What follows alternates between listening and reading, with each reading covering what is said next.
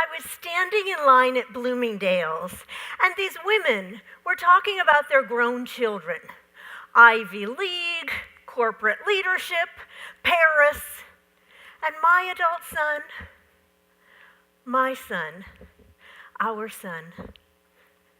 our treasured only child, is home,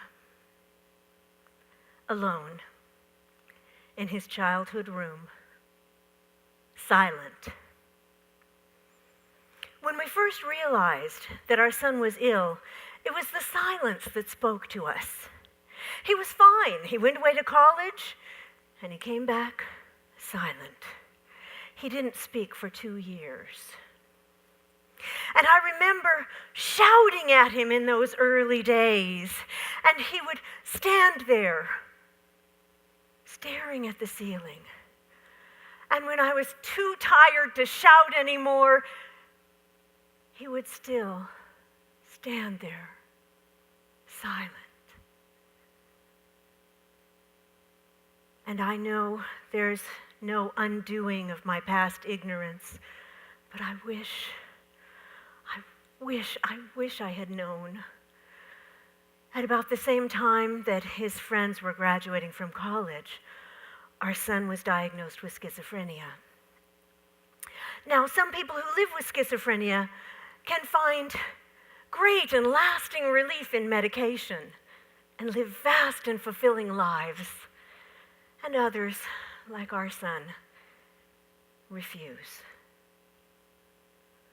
I've decided I don't need my medications.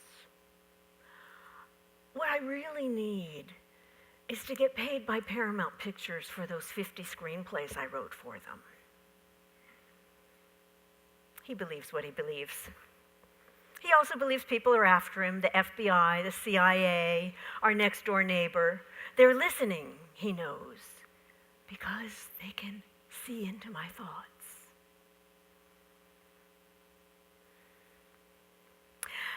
And I used to be able to reason with him. I'd tell him, that sounds like a delusion. And he would agree with me. But lately, not so. Lately, he's convinced he has cancer. My cancer, he says. He talks of it fondly, like it's a pet. But then he decided that he held a piece of yellow paper, and it proved that his imaginary cancer is gone. All those years of silence, delusions, and then there was the violence.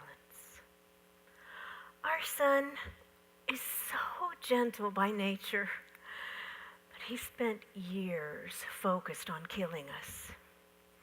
He smashed windows, he broke tables, he chased us with knives, he cursed us, he threatened us. We slept in our shoes, clutching our keys in case we burst through the door again.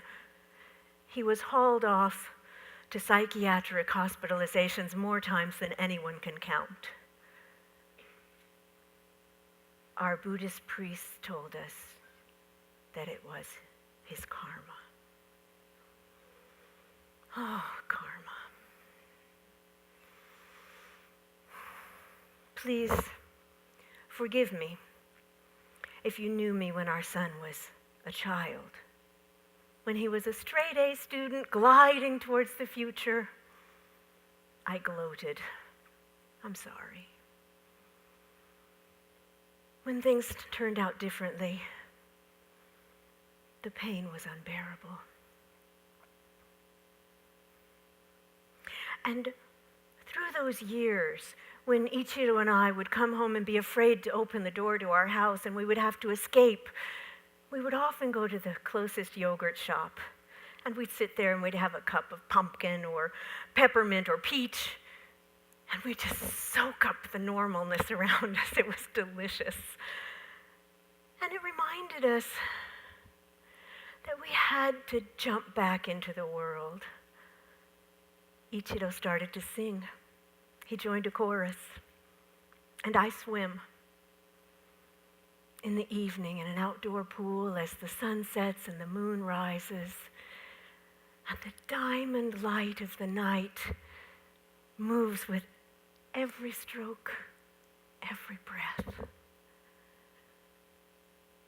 Loving someone and caring for someone with a mental illness has given us the gift of a shared purpose to be there when our son recovers. Is that possible? Well, anything's possible. And if you ask me today, I can honestly answer you how our son is doing. He's waiting to get paid by Paramount for those screenplays. And oh, good news, he doesn't have cancer after all.